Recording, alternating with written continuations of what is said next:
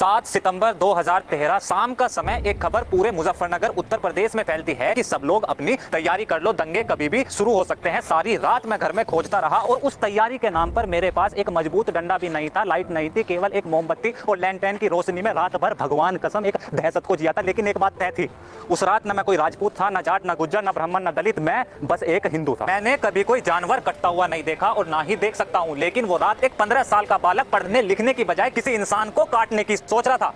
ये बचपन मिला है हमें उत्तर प्रदेश में। जरूरी है इस सेकुलर देश को जानना कि इन दंगों से पहले मुजफ्फरनगर में क्या हुआ था। एक हिंदू बेटी को स्कूल जाते समय कोई मुस्लिम लड़का छेड़ता है, बदतमीजी करता है। बहन घर आकर अपने भाई को बताती है और दोनों भाई सीधा उस लड़के के घर पहुंचते हैं। झगड़े के दौरान मुस्लिम लड़के की हत्या हो जाती है, लेकिन एक भीड़ उन दोनों भाई को पकड़ लेती है। कभी उत्तर प्रदेश आना हो या कोई मुजफ्फरनगर का मिले तो पूछना उस भीड़ ने उन दोनों भाइयों को कैसे मारा था। कान से खून आने लगेगा सुनकर। उसी रात रामपुर से बड़े वाले मुख्यमंत्री का फोन आया। सारे मुस्लिम आरोपियों को छोड़ा गया, उल्टा हिंदू बेटी के परिवार संबंधियों को उठाकर जेल में बंद कर दिया। 3 दिन बाद मुसलमानों की एक मीटिंग होती है। प्रदेश की सबसे बड़ी सेकुलर पार्टी सपा, बसपा और कांग्रेस के मुस्लिम नेता एक साथ इकट्ठा होकर स्टेज से कहते हैं 40% है, अगर अपनी पर आ गए तो घरों से बाहर निकलना भारी कर देंगे। 7 दिन बाद हिंदुओं के सम्मान और प्रतिष्ठा में एक महापंचायत बुलाई गई। वो बहन जाट परिवार से थी, मरने वाले दोनों भाई भी जाट थे, फिर भी हर समाज के लोग उस महापंचायत में मौजूद थे। लेकिन पार्टी बस एक थी, बस एक बीजेपी। पंचायत खत्म होने के बाद जब लोग वापस लौट रहे थे तो बीच रास्ते में उन पर गोलियां और पत्थर चलने शुरू हो गए। हमारे गांव के लोग भी पंचायत में शामिल थे। 7 सितंबर शाम का समय एक फोन आता है कि सब लोग अपनी तैयारी कर लो और हो सके तो किसी तरह हमें यहाँ से ले जाओ। उस रात के बाद कई रातों तक मुजफ्फरनगर उत्तर प्रदेश जलता रहा। जानवरों की तरह इंसान काटे गए, बच्चे और औरतों की इज्जत सरेआम नीलाम हुई। जहां जो लोग संख्या में कम थे अपना घर छोड़ पलायन कर गए। और अब आप इस देश की सेकुलर सरकारों की दोगली नस्ल देखिए। 14 सितंबर 2013 बीजेपी प्रधानमंत्री उम्मीदवार के लिए नरेंद्र मोदी नाम की घोषणा करती है। उसी रात कांग्रेस मुजफ्फरनगर दौरे का ऐलान करती है और अगले ही दिन माँ, बेटा और प्रधानमंत्री जी रिलीफ कैंप पहुंच भी जाते हैं। दंगे हिंदू मुस्लिम हुए थे, लेकिन इन लोगों को हिंदुओं के रिलीफ कैंप दिखाई नहीं दिए। वो दलित लोग इतनी बड़ी संख्या में जान बचाकर मंदिरों में पड़े हुए थे,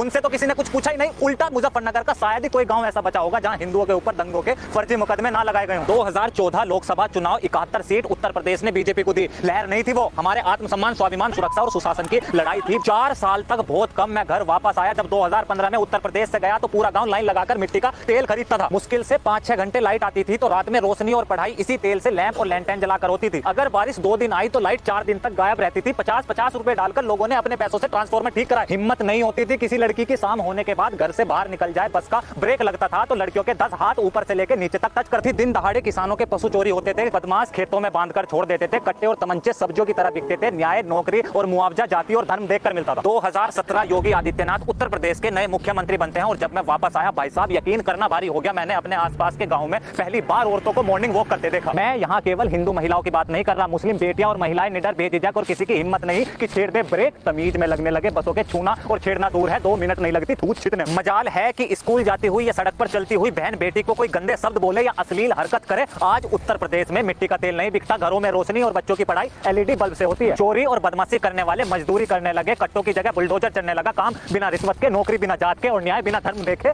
मिलने लगा। ऐसा बिल्कुल नहीं है कि आज का उत्तर प्रदेश पूरी तरह सत्यार्थ है। निश्चय ही कई सारी छोटी बड़ी परेशानियों के साथ साथ किसानों के लिए आवारा पशु की समस्या और बढ़ती जनसंख्या के हिसाब से युवाओं के लिए पर्याप्त नौकरी के अवसर। सरकार का प्रयास और कदम उस गति पर नहीं है, लेकिन निसंदेह ये भी सच है कि योगी आदित्यनाथ का उत्तर प्रदेश प्रमाण है इस बात का कि आज कोई 15 साल का बालक किसी कम्युनल दहशत में किसी इंसान को मारने या उसे काटने का ख्याल नहीं करता। राज्य में शासन कैसा हो, सनातन इतिहास में चक्रवर्ती भरत से लेकर पराक्रमी विक्रमादित्य तक अनेकों राजाएं हुए हैं, लेकिन सनातन हिंदू समाज ने राम राज को नहीं बल्कि राम राज्य को अपना आदर्श माना है। राज्य में व्यक्ति महत्वपूर्ण होता है, लेकिन राज्य में विचार और व्यवस्थाएं महत्वपूर्ण होती है। उत्तर प्रदेश ने आज तक राज, व्यक्ति विशेष और परिवारवाद का शासन देखा है। पहली बार आज उत्तर प्रदेश एक ऐसा व्यक्तित्व, एक ऐसी व्यवस्था, वो शासन प्रणाली और एक ऐसा राज्य देख रहा है जो राम राज्य के आदर्श मूल्यों को अगर पूर्णतः नहीं तो उसका प्रतिबिंब बनकर उसे साक्षात करने की कोशिश कर रहा है। और वो नाम है योगी आदित्यनाथ, केवल और एक बाबा योगी आदित्यनाथ।